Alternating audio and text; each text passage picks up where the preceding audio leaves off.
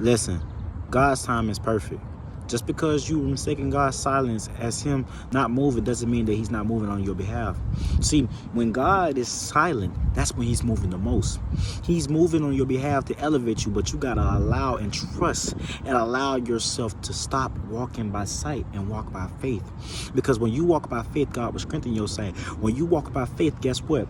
Anything the enemy has attached to you, it will break off, because that's how God forms us a bond of strengthening, and he uses us walking on faith as a form of discipline that's going to allow us to choose perseverance, which is tied directly to God's way of doing things. Because when God elevates you, no man can bring you down. When God breaks you out of that form of bondage, you won't go back. When God takes you to the levels that he's about to take you, you will surpass all the doubt. You surpass all the negativity. You will surpass everything that anyone who didn't want you to be who you're going to be today. He's going to make sure you surpass all that doubt. He's going to remove all that anger, all that pain, but you got to allow him to come in so he can use you. Listen. Stop trying to think that you got to do this point and blame game. God doesn't want you to give up on yourself.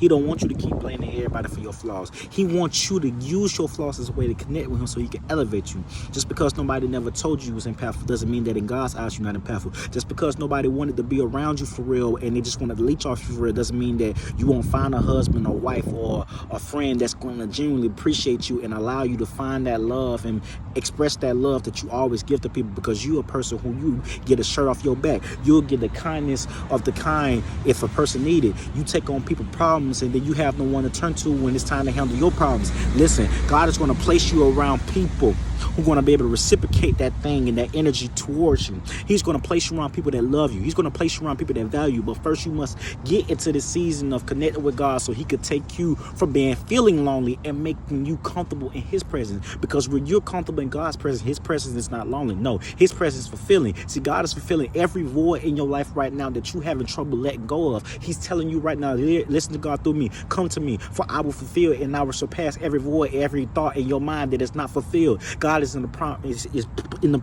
process of taking you to your promised land. But first you got to recognize how to hear him. That's why he allowed you to learn in the storm. That's why he's using the storm in your life to strengthen you, and he wants you to view